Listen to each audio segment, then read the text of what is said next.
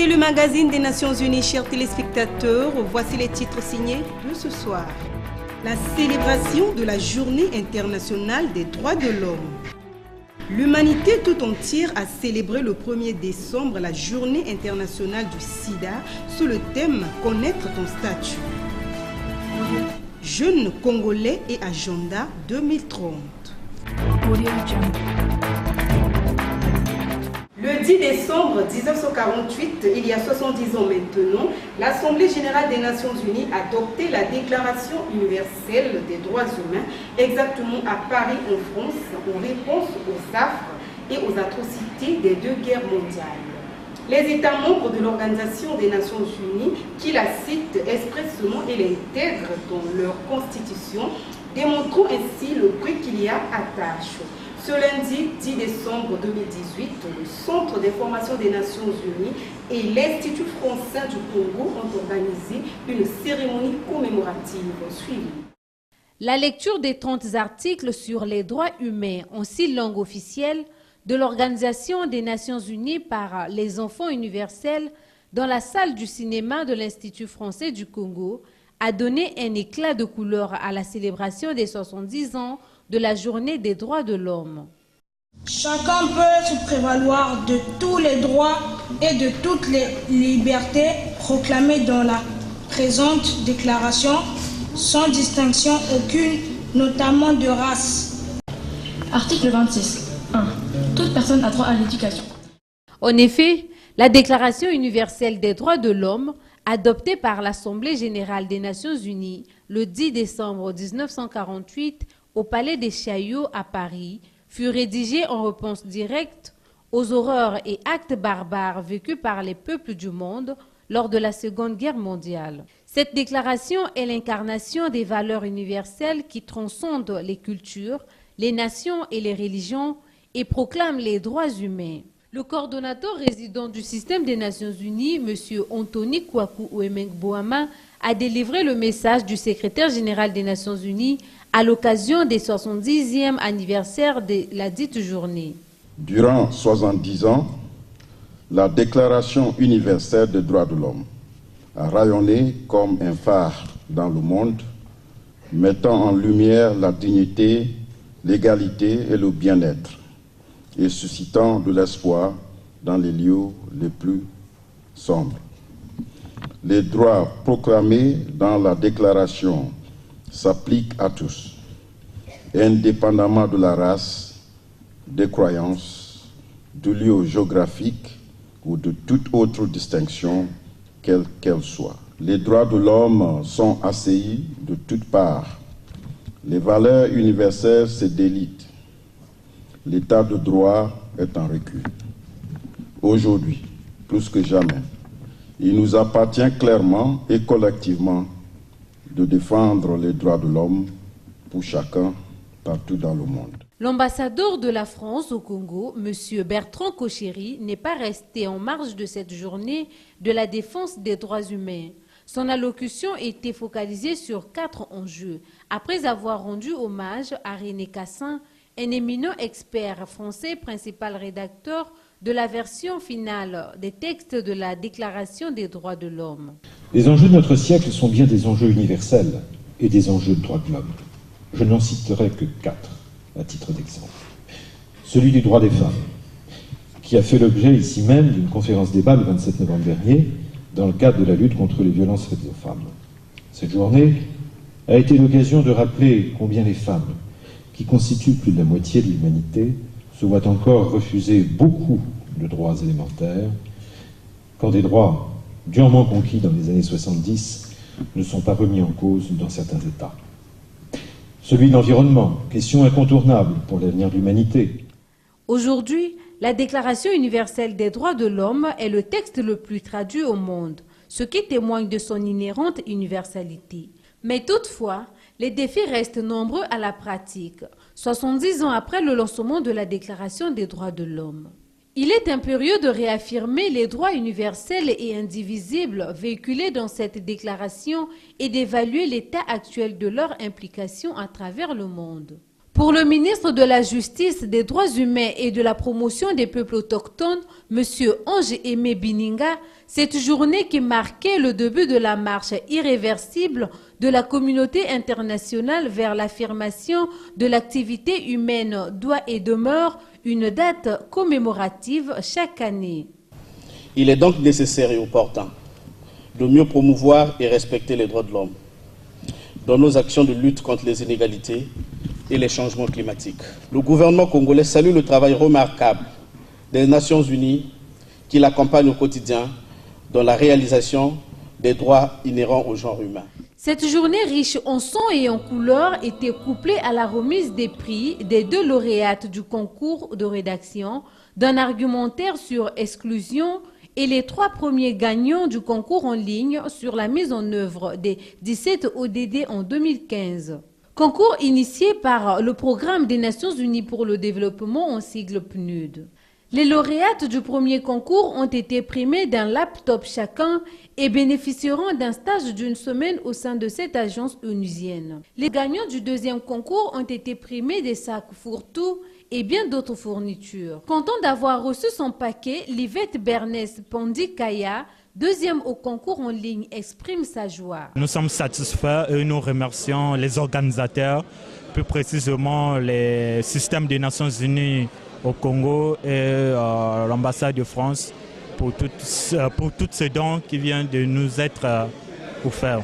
Rappelons que l'Assemblée générale des Nations Unies a présenté cette déclaration universelle des droits de l'homme comme l'idéal commun à atteindre par tous les peuples et toutes les nations afin que tous les individus et tous les organes de la société civile ayant cette déclaration constamment à l'esprit s'efforcent par l'enseignement et l'éducation de développer le respect de ces droits et libertés et d'en assurer par les mesures progressives d'ordre national et international la reconnaissance et l'application universelle et effective tant parmi les populations des États membres eux-mêmes que parmi celles des territoires placés sous leur juridiction.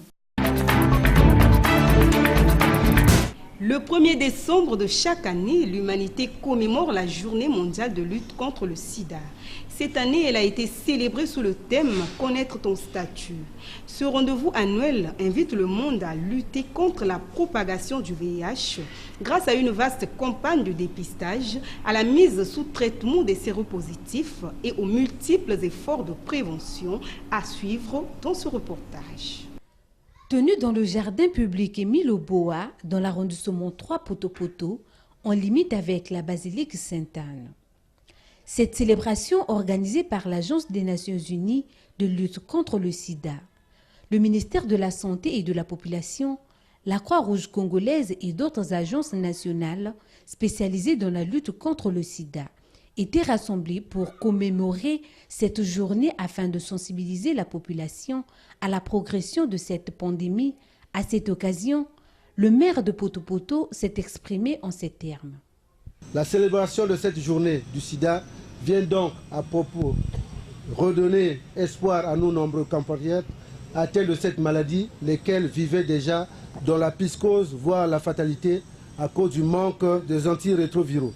En choisissant d'organiser la célébration de cette journée mondiale de lutte contre le VIH-Sida dans le jardin public Justin, la basilique Sainte-Anne, dont le nom a été dédié au musicologue congolais Émile Oboa, qu'il me soit permis de vous souhaiter la bienvenue.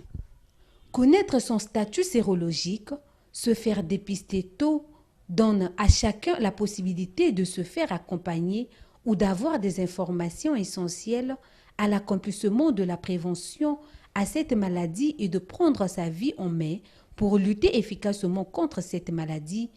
Dans cette optique, un plan dénommé 90-90-90 a été mis en place pour atteindre la transmission zéro dans les années à venir. Prenant la parole à son tour, la ministre de la Santé et de la Population s'est félicitée des avancées significatives, mais aussi des défis restants à relever. Voici 30 ans déjà que l'humanité tout entière célèbre la journée du 1er décembre. Je voudrais avoir une pensée particulière pour ceux qui nous ont quittés, victimes de cette maladie.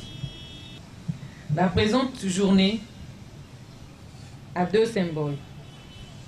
L'un concerne le lancement de la campagne de dépistage aujourd'hui, à partir du 1er décembre 2018, et l'autre, la remise officielle des unités de dépistage mobile du VIH. Ces outils de travail contribueront à l'atteinte des objectifs de l'ONU-SIDA 90-90-90. Un certain nombre de défis restent à relever pour l'atteinte de l'accès universel. Ces défis portent notamment sur l'implication plus forte des ONG pour la sensibilisation et la mobilisation des populations. Savoir, c'est pouvoir. Pouvoir connaître son statut sérologique, c'est prendre soin de son avenir. Avec ce geste fort de la part du gouvernement et des partenaires dans l'acquisition des unités mobiles de dépistage, l'objectif est de prendre en charge gratuitement des personnes qui ignorent leurs états sérologiques et de vulgariser les mesures de prévention habituelles. Aujourd'hui, 75% des personnes qui vivent avec le VIH connaissent leur statut sérologique. Mais en même temps, l'épidémie continue de progresser dans certaines catégories de population. Malgré tous les progrès et la technologie qui existe, le dépistage doit être accéléré. Les traitements sont disponibles. Il y a déjà la gratuité qui a été décrétée au Congo depuis 2007. C'est une avancée remarquable. Et s'il s'avère que vous êtes négatif, évidemment, on va continuer à vous donner des messages de prévention pour que vous puissiez continuer à vivre positivement. C'est pourquoi le message principal, c'est de connaître son statut sérologique. Avec une prévalence de 3,2% en 2009, la République du Congo a une épidémie de type généralisé, dont 4,1% chez les femmes, 2,1% chez les hommes et 3,6% chez les femmes enceintes. Le taux de prévalence est inégalement reparti, variant entre 0,5% et 0,6% dans l'ensemble du pays. Mais Pointe-Noire reste la ville la plus touchée. Pour une meilleure prise de conscience des populations, l'artiste musicien Zita a composé cette chanson. Coquette, coquette, pour une meilleure enquête, il faut faire le test, cela vaut bien la peine. Coquette, coquette, vous qui voulez manger les croquettes, il faut faire le test, cela vaut bien la fête, tout le monde. Dans sa volonté de pouvoir atteindre les objectifs de développement durable ODD d'ici 2030, le système des Nations Unies sollicite l'implication de tous. C'est dans ce contexte que le programme des Nations Unies pour le développement a initié un concours de rédaction d'un argumentaire sur l'exclusion le lundi 3 décembre à Brazzaville. Suivez ce reportage. Regroupant 72 participants au début, seuls 6 ont été retenus pour la phase finale. Les 6 candidats se sont succédés devant un jury exposant plusieurs thèmes dont la réinsertion professionnelle, l'assainissement et l'approvisionnement, le non-accès à un emploi décent, l'exclusion à des soins de qualité, la valorisation des enfants de la rue, facteur de développement, et enfin les difficultés d'accès au logement décent. Après près de 2h30 d'exposé, le jury a apporté quelques conseils aux candidats. 2 candidats ont été retenus, dont M. Bakala Rosli, qui n'a pas caché sa satisfaction. Je suis très content d'avoir participé à cette cérémonie, donc au concours relatif à l'agenda 2030. Et j'ai été qualifié, donc je suis vraiment content. Il m'a été consacré juste 2 semaines pour réfléchir sur la question de l'exclusion, dont j'ai porté ma contribution au niveau de l'État, notamment sur la réinsertion socio-professionnelle. Selon les estimations des Nations Unies, la jeunesse africaine représentera près de 45% de la population d'ici 2030. Donc il était très important que cette couche soit fortement impliquée dans la réflexion des ODD et surtout de contribuer à la réduction de l'exclusion dans nos sociétés. Prenant la parole, la représentante adjointe du PNUD s'est félicitée de l'engouement des populations pour cette première édition et se dit confiante pour l'avenir. Alors, cette initiative, c'est un concours que nous avons lancé à l'attention des jeunes Congolais pour avoir leur contribution, recueillir leurs idées sur la problématique des ODD. Nous pensons que les objectifs de développement durable ne peuvent être atteints que si l'ensemble des participants, des parties prenantes, des acteurs s'impliquent. Et les jeunes ont une contribution importante et nous avons donc tendu la pêche pour recueillir leurs idées. Et le thème de cette année était sur la question de l'inclusion, comment s'assurer de l'inclusion pour la réalisation des ODD du Congo. Signalons que la remise officielle des prix aux 2 lauréats aura lieu le 10 décembre 2018 à l'Institut français du Congo. Cette remise sera couplée à la Journée mondiale des droits de l'homme.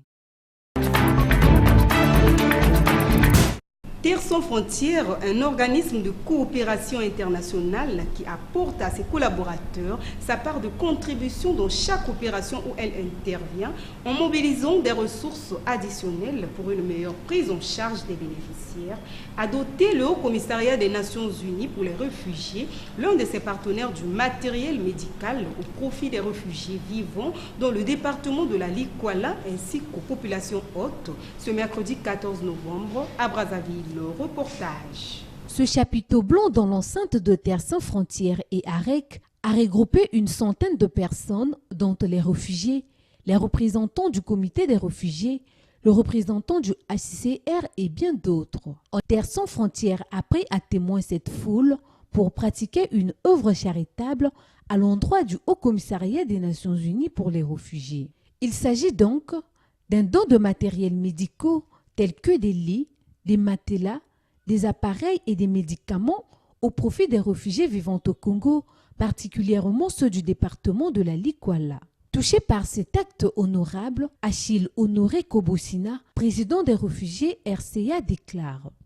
Et à remercier très sincèrement Terre sans frontières, qui ne ménage aucun effort pour venir en aide aux réfugiés, malgré les circonstances qui deviennent de plus en plus difficiles.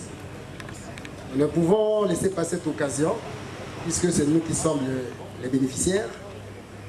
Et je voulais aussi réitérer la même position de monsieur le représentant à l'endroit de tous les réfugiés. Les matériels qui sont donnés aujourd'hui, ce n'est pas pour nous, pour qu'on aille les casser, non? Donc merci beaucoup et nous osons espérer que d'autres partenaires nous viendront en aide dans les prochains jours. Après avoir reçu symboliquement des mains du directeur régional de Terre sans frontières ce don de matériel médicaux, M. Kwame Sir Modeste, le représentant du HCR, a fait le tour des bureaux de Terre sans frontières et de AREC, ses deux partenaires. S'en est suivi une inspection de ces matériels à la case de passage. Les enfants malnutris ainsi que les femmes enceintes aussi ont trouvé leur compte. Cette ONG canadienne leur a offert un lot de médicaments utilisables pendant au moins 2 mois. La suite des visites était à la case des Rwandais, une case de 10 chambres, un salon et une cuisine aménagés par Terre sans frontières pour la prise en charge des victimes du génocide rwandais. Elle peut recevoir au maximum 10 malades. Les efforts fournis par Terre sans frontières sont colossaux, a affirmé le patron du HCR au Congo, et pour le don reçu, il dit. Ce sont des mots de remerciement et de gratitude à l'endroit de Terre sans frontières. Comme je l'ai dit tantôt, c'est une contribution record. Plus de 100 millions de francs CFA de matériel par ce temps qui court. Il faut féliciter cela. Et je pense que c'est une manière aussi de susciter aussi la contribution des autres partenaires, parce que nous avons d'autres partenaires avec lesquels on travaille, et je pense que c'est nécessaire quand même que les autres aussi soient aient des opportunités de pouvoir appuyer le programme que nous menons, les opérations que nous menons, parce que le HCR a actuellement la croisée des chemins avec un nombre record de demandeurs d'asile et de réfugiés dans le monde. On vous a parlé tantôt de fin 2017 de 68 millions de personnes en situation de déplacement, donc plus de 25 millions de réfugiés, plus de 3 millions de demandeurs d'asile et plus de 40 millions de déplacés internes, dont les 169 000 déplacés internes du Congo. Je pense que quand on reçoit un tel don, on ne peut être que vraiment heureux et satisfait. Pourquoi ce don est-il destiné aux réfugiés? Monsieur Benoît Ngadjoli, directeur régional de Terre sans frontières, explique. Aujourd'hui, c'était la cérémonie des remises des médicaments et d'équipements médicaux au commissariat des Nations Unies pour les réfugiés. Terre sans frontières, comme un organisme de coopération internationale, essaie de mobiliser des ressources additionnelles pour essayer de venir en aide aux personnes qui sont dans le besoin. Et les équipements que nous avons amenés, que nous donnons au HCR, sont principalement composés des lits, des matelas, également d'appareils d'échographie.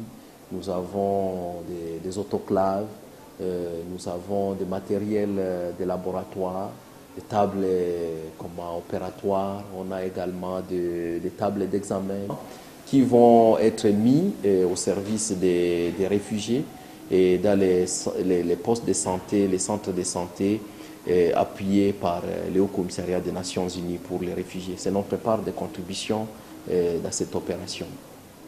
Signalons que ce don généreux de Terre sans frontières au HCR ne vient non seulement résoudre le problème de santé des réfugiés, mais aussi des communautés d'accueil, et les bénéficiaires sont appelés à en faire bon usage.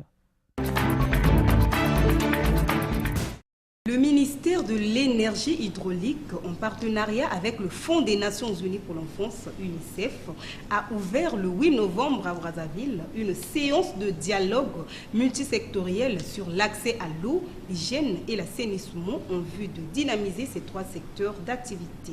Cette séance de dialogue a été close le 19 novembre par la célébration de la Journée internationale des toilettes. Les détails dans le commentaire de Gypsia Apendi. Cette rencontre fait suite à la feuille de route qui avait été proposée lors d'une réunion du Stockholm International Water et le bureau régional de l'UNICEF en septembre 2017. L'objectif de l'atelier est de consolider le dialogue permanent entre les acteurs de l'eau, hygiène et assainissement afin de proposer des solutions concrètes avec un plan de financement réaliste. Comme le souligne Lionel Kodia, directeur de cabinet du ministre de l'Énergie et de l'Hydraulique. Notre pays, le Congo, s'est engagé résolument dans l'atteinte des objectifs du développement durable à l'horizon 2030, notamment l'ODD numéro 6, celui relatif à l'accès à l'eau et à l'assainissement.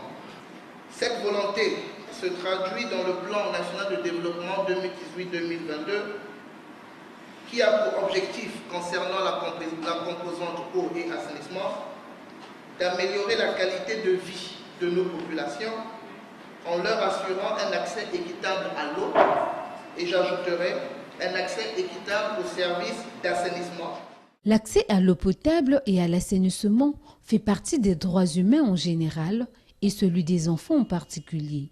Ainsi donc, la nécessité de trouver des stratégies transformatrices pour le secteur ainsi que des résultats palpables et durables sont urgentes. L'UNICEF, l'un des partenaires du gouvernement congolais, est déterminé à œuvrer pour relever des défis dans le domaine de l'hygiène, de l'assainissement, à en croire sa représentante, Mme Michaela Marquez de Souza. Au Congo, d'énormes efforts sont consentis, nous l'avons entendu, et nous vous félicitons pour tous les efforts pour améliorer et faire valoir ce droit qui fait partie des objectifs du développement durable auquel le Congo s'est engagé. Le Congo a traduit cet engagement dans le plan national de développement 2018-2022, dont l'effet est d'améliorer la qualité de vie des populations en assurant un accès équitable, eau potable, dans un cadre de la gestion durable et de la ressource en eau et à des coûts optimisés. Outre le manque d'eau potable, l'amélioration de l'hygiène reste encore un problème entier. Au cours de cette rencontre, les décideurs, des partenaires techniques et financiers, les délégués de la société civile ainsi que ceux de communautés doivent trouver des solutions pour endiguer ces deux fléaux. Les enfants vivant en milieu rural ne bénéficient pas des mêmes avantages que les enfants vivant en milieu urbain. En exemple, selon le rapport du PND 2016, 66% des enfants issus des zones urbaines ont accès à l'eau potable contre 43% du milieu rural. Les maladies liées à l'insalubrité de l'eau, à l'absence du système d'assainissement, au manque d'hygiène, constituent des causes de mortalité et de morbidité des jeunes Congolais de moins de 5 ans. Ces causes sont aussi à l'origine des maladies diarrhéiques. Pour ce faire, les spécialistes dans le domaine de l'eau, hygiène et assainissement, après avoir conçu un document pays intitulé « Un village assaini » de 6 chapitres, auquel ils ont examiné le 19 novembre dernier lors de la célébration de la Journée internationale des toilettes. Il s'est tenu le 29 novembre dernier dans la salle de réunion de la FAO à Brazzaville, un atelier organisé dans le cadre de la mise en œuvre du projet de coopération technique entre le système des Nations Unies et la CEAC, initié par le ministère de la Promotion de la Femme et de l'Intégration de la Femme au Développement en partenariat avec la FAO. Gypsy Apendi, une fois de plus. Cet atelier genre aux plans nationaux et régionaux d'investissement agricole vise à relever l'ODD 2 relative à éliminer la faim dans les États membres de la CEAC. Elle vise principalement d'analyser et de valider le rapport de l'évaluation de la situation du genre dans le secteur de l'agriculture, du développement rural et de la mise en œuvre du programme national d'investissement agricole et de sécurité alimentaire et nutritionnelle en République du Congo. Il est aujourd'hui reconnu que l'autonomisation des femmes rurales est essentielle pour mettre un terme à la faim et à la pauvreté. C'est dans ce contexte que Mme Cornélie Gabrielle Adungapi, directrice de cabinet de la ministre de la Promotion de la Femme et de l'Intégration de la Femme au Développement, a reconnu les efforts fournis par la FAO et la CEAC pour avoir permis, à travers leur appui multiforme, la réalisation de cette évaluation dans le cadre du projet de coopération technique intitulé « Réponse ce genre aux plans nationaux et régionaux d'investissement agricole pour relever le défi fin zéro dans les États membres de la CEAC. » Les objectifs de développement durable ODD, qui sont le fondement de l'agenda 2030 que les États membres de l'ONU sont fixés comme feuille de route, prévoient des dispositions particulières pour les femmes, notamment dans l'ODD 5, intitulé « Parvenir à l'égalité des sexes et autonomiser toutes les femmes et les filles ». La violence n'est pas seulement physique, sexuelle ou sexiste, mais elle peut être aussi liée au poids que la femme doit avoir pour nourrir la famille, surtout dans le milieu rural. En partenariat avec les États membres et ses partenaires, la FAO conçoit et publie les outils pour valoriser l'égalité entre les sexes dans le processus de conception, de mise en œuvre et d'évaluation des politiques, des stratégies, des programmes et projets visant à relever le niveau de sécurité alimentaire des pays.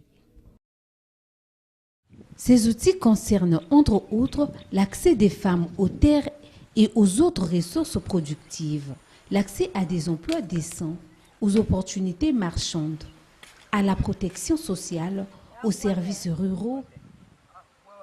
La FAO, par la voix de sa représentante, a réitéré sa disponibilité et appuyé le gouvernement de la République du Congo dans la lutte contre l'insécurité alimentaire et nutritionnelle et au ministère de la Promotion de la Femme qui multiplie des initiatives pour défendre la cause de la femme rurale congolaise.